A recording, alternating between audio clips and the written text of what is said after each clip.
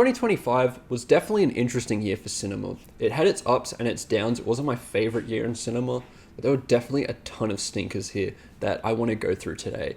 This is going to be my list for my top 10 worst films of 2025 with a few honorable mentions. So let's get into it.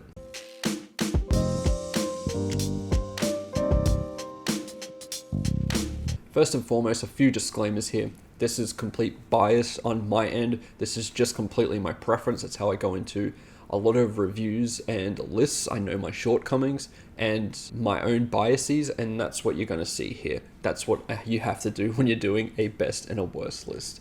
And so this will not be a list for everyone. There are going to be some takes in here you're going to definitely disagree with, but that's fine. That's the fun of the game here. And I would love to see your lists in the comments below. I'm just going to quickly rack off 3 disappointments, starting with The Ballad of a Small Player. This is directed by Edward Berger, starring Colin Farrell. It looked like it was going to have really stunning cinematography, and it does for the most part, but as a whole, from the talent that is producing a film like this, I expected a lot more than what we were given. The film is empty on all fronts, and I just didn't really appreciate it. Another one is The Running Man, directed by Edgar Wright. Edgar Wright is one of my favorite filmmakers, and for him to make just such a bland, generic action movie was just such a disappointment. There's one sequence or two that is interesting, but as a whole, I just did not enjoy my time with this movie. Next is Hurry Up Tomorrow, directed by Trey Edward Schultz, who's once again a filmmaker I really love and appreciate. I really enjoy It Comes at Night, and Waves was one of my favorite movies in that year. And so him to make this film about The Weeknd, Abel Tesfaye, it just was just such a disappointment. Abel has been trying to break into acting for some time now, and as a huge fan of his work as an artist, I was really hoping this would turn out better than The Idol. I have to go right now. I'm getting calls. Oh my God! Fortunately, that just wasn't the case. This thing got laughed at and memed for so many reasons because it was fucking hilarious. It was so bad, it was good kind of situation. And I'm just knocking it off the list because some technical moments like the sound was actually quite good. So, but yeah, as a whole, this film was nothing to write home about and one that I want to quickly forget. Shut the fuck up! Shut the fuck up! Shut up! What are you doing?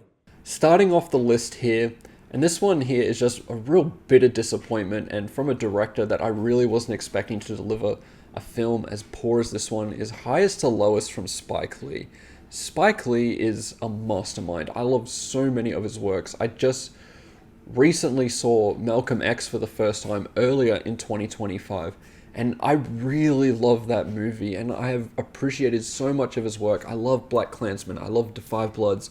I love Do the Right Thing. You know, his work is so powerful and can just be so gripping from start to finish. He is one of my favorite filmmakers to watch. And him teaming up with Denzel, once again, that was the pairing for Malcolm X, which I think is just a monumental biopic, one of the best in the genre that levels something like Oppenheimer in terms of its ambitiousness, its scope, and just being an excellent film. And Highest to Lowest is the complete 180 of that. The writing in this is so poor, you would have thought it was done by someone else. The performances are nothing to write home about. I was expecting at least a really good Denzel Washington performance, and it was pretty middle of the road. It just felt like some people that I really enjoy watching maybe being a little washed now, and it's a bit of a shame. I was expecting something so more interesting than this, and what I got was pretty much straight to streaming slop, unfortunately. Number 9, this one's going to be a bit of a hot take. It's Predator, Killer of Killers. This is an anthology animated film. For one, I'm not a huge fan of anthologies unless they're done the right way and are very experimental. And I guess this does that with the Predator franchise, but as for one, I'm not a huge Predator fan. I mean, I did like the one with Arnold Schwarzenegger way back in the day, but as a whole, it's not something that I'm really excited to see. I just saw it on Disney Plus because I thought, why not? I'll check it out. And I just found it to be really boring, if I'm being honest with you. I was very uninterested in the film as a whole. There were some cool reveals about how these animated stories connect with the mythology as a whole. But yeah, Predator Killer of Killers was really nothing to write home about, unfortunately. Here I have Until Dawn. I've been trying to watch some of these PlayStation Productions films since they started them with Uncharted, and they have been so bitterly disappointing. I mean, I really love Gran Turismo for many reasons. You can check out my review for that film if you want to hear more in-depth thoughts about it. But both Uncharted and this are just terrible movies that I just don't recommend. Until Dawn fails to capture anything that the games could capture, and I thought it was a bit of a dumb idea to adapt it in the first place, because Until Dawn the game is supposed to be a fun take on the 80s slasher schlocky genre, and it takes all of the tropes from that and tries to have a bit of fun with it in a game sense. So pulling it back into a movie, just it seems like just so unoriginal, and it doesn't even capture what the game managed to do. It lacks all the fun, all the heart. It feels so empty and hollow. It fails as a horror movie. I don't find it scary at all, while I do think the games can be quite scary. Just not interesting and not worth a watch, unfortunately. Alright, this next entry made me a little bit scared to put out this video, to be honest, because I do know it has its fans, and it's a bit of a shame that I feel this way about such a beloved film, but I really did not like Superman from James Gunn. I think this film is very overrated, and yes, while I do appreciate some of Zack Snyder's films in the DC universe, I'm not doing this because I'm just a diehard fan and will die for the guy. He's made some dog shit as well in this universe, so that's not what this is about. I just don't appreciate the sensibilities that James Gunn brought to Superman. I want a hopeful and endearing Superman. I think that's a really great idea, and there are moments where I do see that in this film, and I can get on board with it. But for the most part, it just feels so dumb, and I think it tells you everything it's thinking. There's nothing insightful here. There's a good portion of this movie where Superman is pushed in the background and isn't even the focus because we've got to set up another fucking universe. Like, I don't give a shit about the universe. Can we just have a fun Superman movie that focuses purely on Superman, and you can do the universe bullshit later? Like, really, do we need to kick it off right now? I know there's that urgency because you want it to succeed and you need to have 20 movies, but even Iron Man in the MCU was pretty focused on Iron Man itself and had a little teaser at the end. I felt like if we had done something like that with Superman, really focused on these characters rather than go and start a Justice Society and have these little Easter eggs here and there and stupid jokes all the way through, I think we could have had something pretty interesting here. I personally didn't buy into the relationship between Clark Kent and Lois Lane. There's just so many things here that I just saw and I did not like at all. And then when I saw the reaction for the movie, I was a little bit perplexed, to be honest with you. But yeah, this is just one of those ones where I guess I have the hot take. This movie didn't work for me, and I'm very hesitant about the next slate of films that James Gunn is going to have in the DC universe. If they're all going to have a similar tone to this, this is just not for me. This feels like the Flash movie with Ezra Miller not too long ago. I hated that movie. And I came close to hating this one too, unfortunately. 6 is a bit of a bummer because I did want this to do well, and I have an interesting story about seeing this movie. So this is Love Hurts, starring Ki Hai Kwan in a lead role, which is just awesome. He's a wonderful screen presence, and to see him in a action film is just feels like a great idea. This movie sucked. I mean, it was really bad. And what a shame, because I got to see this in New York for my honeymoon. We were in the city. We didn't really have much to do that day. We were kind of having a bit of a rest day. And I was like, I really want to check out an American theater, just a general one, because we had been to the Chinese theater in LA about a week or so before then. So we went to New York.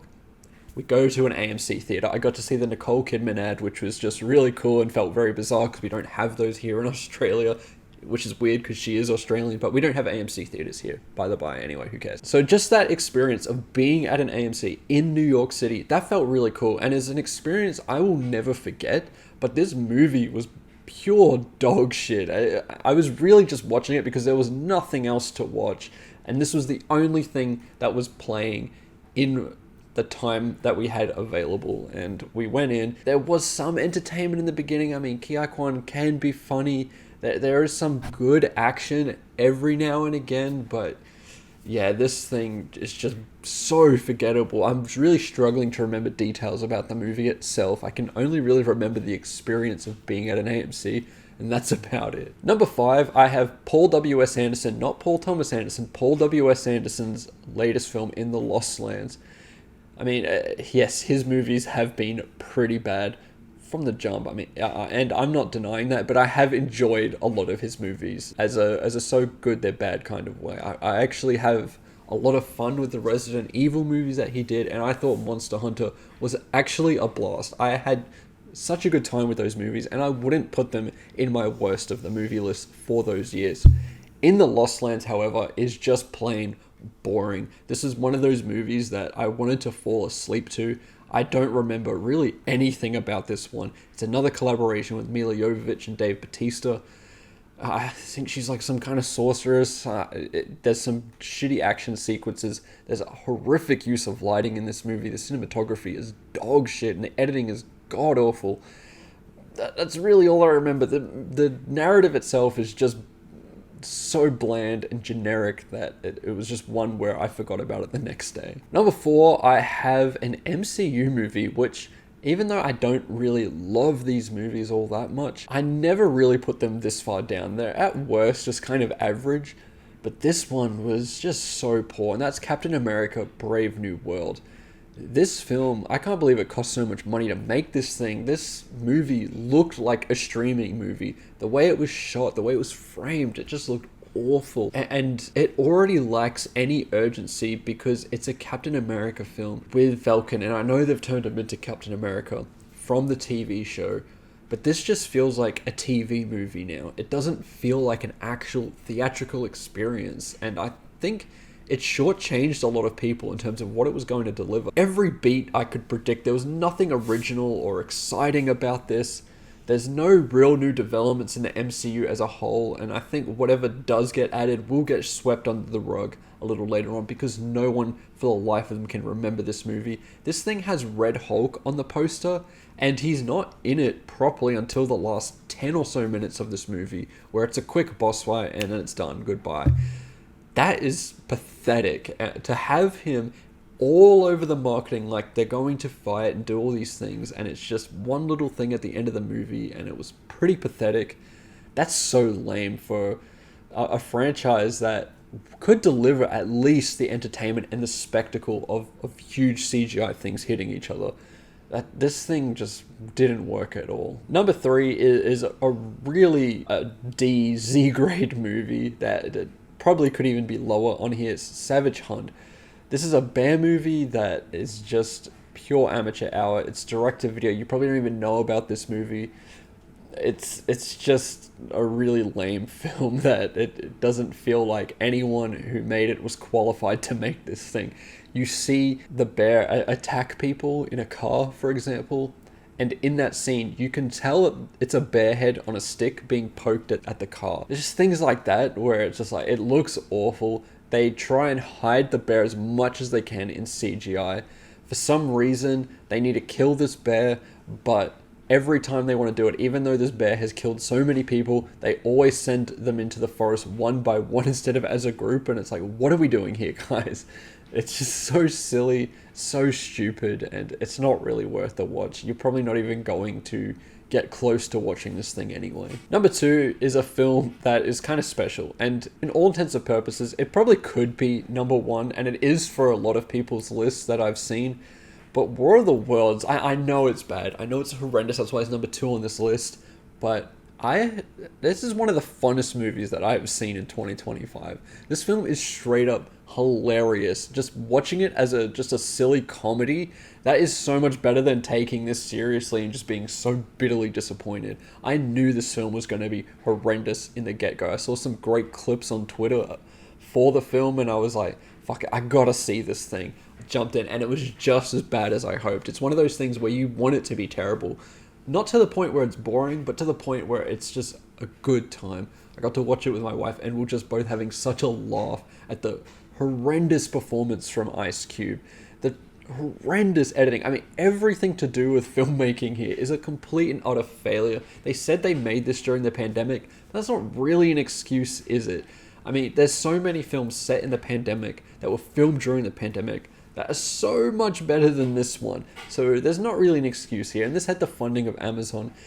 you can tell because of all the product placement and the fact that Amazon has a very key scene in this movie that where it saves the day. I mean, it's just such a garbage movie, and it's one that in my household we've just been memeing all the time because it's just such a blast. And this is one of those movies where, yes, it's on the list for one of my worst movies of the year because it is terrible in every single way, but you need to watch this movie because it's a damn fun time. And that was the reason that it was at number 2 and not number 1, because I actually have some positive feelings towards it. Unlike my number 1 worst movie of the year, which takes something that I really loved and just crushed it, and that is Happy Gilmore 2. This film released on Netflix somewhat quietly, I think, for a film that is following up such a cult classic in the 90s, one of Adam Sandler's biggest comedies that he's done. And I actually watched Happy Gilmore for the first time before Happy Gilmore 2, it was such a blind spot for me because I really love a lot of the Adam Sandler comedies. I grew up with a lot of them. And so that was just one that I had always missed and really wanted to see. So I took the opportunity to see the first one and I fucking loved it. It was such a blast. It was so funny. Can't say the same about the second one. The second one is awful. It feels like Adam Sandler and Happy Madison Productions got all their buddies in, all their celebrity friends to just kind of piss around and not really do anything at all. And that's kind of the worst thing that you see in an Adam Sandler comedy for the really terrible ones, and that really happens here. It's just a cameo fest for celebrities. It feels just modern in the most disgusting way, I feel like. A lot of it captures a very Mr. Beast challenge essence to the way it presents golf. That's their way of trying to mix it up and make it relevant to the kids, I guess. And it's god awful. Some of the character decisions that they make in the first act for the ones in the first movie, I didn't like. It starts the film off on a weirdly somber tone, and then it tries to be a silly, goofy Adam Sandler comedy, which doesn't work. I know that a lot of the Sandler comedies, there is a bit of a serious message in there all the way through, and a lot of good messages I think you can take away from those movies, but they weaved in a lot better than what they are in the second one, because in the second one it starts off like that and it practically forgets about it as it progresses. The film is not enjoyable. I was struggling so much to get through this. This is one of the worst movies of the decade, I feel, because it took something that I really love in the Adam Sandler comedy that was so fun and feels so much like a cash grab that I was really pissed off watching it, and I didn't enjoy it. I was so mad at this film. I was going to do a big epic video about how much I hated this movie, but I got sick like a day after, so I let it go. But yeah, this movie I hate so much. I never want to see it. I don't want to touch it. I don't want anything to do with this. There's nothing you can say that can convince me that this is a good movie, because I know this film has defenders. You cannot tell me that if you've seen the first one, right, or a lot of the peak Adam Sandler comedies, that this is anywhere near the same ballpark as those. It's not even close. This is Jack and Jill level bad. It is horrendous. It's awful. Adam Sandler gives one of the most phoned in performances I have seen from him in quite some time, which is okay. He kind of made it up with Jay Kelly, where he was absolutely terrific.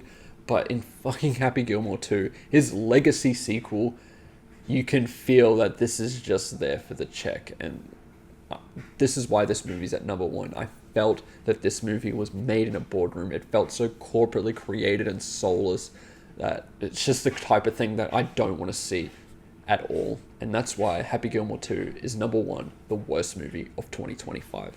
And that's my list. I know some of you probably hate me right now with some of the takes that I've given. There are some films that people have enjoyed this year, and that's fine. I can appreciate that. And I understand where a lot of you are coming from with some of them, especially the Superman one. But that's just honestly how I feel. I'm not going to lie to you. I want to just be as honest as I can. And if you disagree with me, that's fine. That's a part of the game. We all have different tastes. We all like different things, and we all dislike different things. And that's just a part of it. That's the human experience. But I'd love to see your list. There's probably something in those lists that I probably really love. So I'd love to see it. Let me know what you guys think in the comments below. Give me your list, and I'll see you in the next one. Goodbye.